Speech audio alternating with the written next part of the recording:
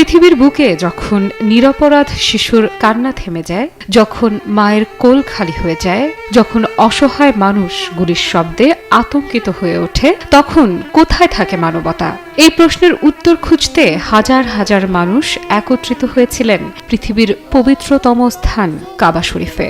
লাখো ধর্মপ্রাণ মুসলমান ফিলিস্তিনের নির্যাতিত মানুষের জন্য কাতর প্রার্থনা করেছেন আল্লাহর দরবারে।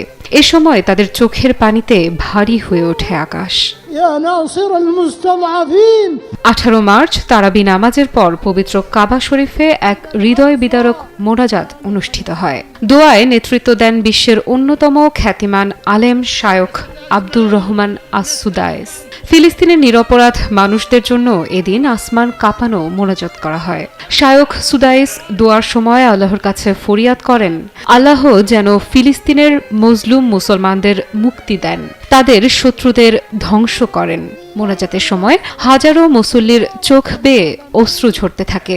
তারা বুক ভরা ব্যথা নিয়ে ফিলিস্তিনের জন্য আল্লাহর কাছে সাহায্য চান।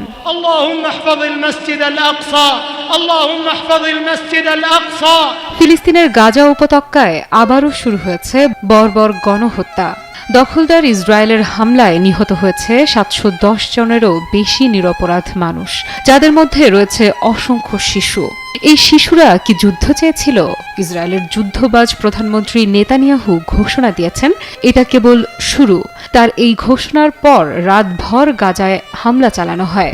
শিশু, নারী, বৃদ্ধ কেউই রেহাই পাচ্ছে না।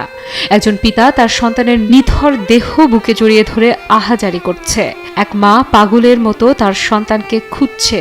এই অবিচারের কি কোনো শেষ নেই? ইসরায়েলের এই বর্বরোচিত হামলার তীব্র নিন্দা জানিয়েছে মিশর, যারা মধ্যস্থতা করে শান্তি চুক্তি রক্ষা করতে চেয়েছিল। কিন্তু ইসরায়েল বারবার যুদ্ধবিরতি লঙ্ঘন করে মানুষ হত্যা করছে। টানা সপ্তমবারের মতো বেস্ট টিস্যু পেপার ব্র্যান্ড হিসেবে স্বীকৃতি পেয়েছে বসুন্ধরা টিস্যু। পৃথিবীর বিভিন্ন দেশে মুসলমানরা রাস্তায় নেমে প্রতিবাদ করছেন। তারা গাজার জন্য দোয়া করছেন, তাদের প্রতি সমর্থন জানাচ্ছেন। এই অবিচারের বিরুদ্ধে এক হতে হবে। এটা কেবল একটা দেশ কিংবা একটা জাতির যুদ্ধ নয়, এটা মানবতার বিরুদ্ধে অপরাধ। আর এই অপরাধের বিরুদ্ধে চুপ থাকাও অপরাধ।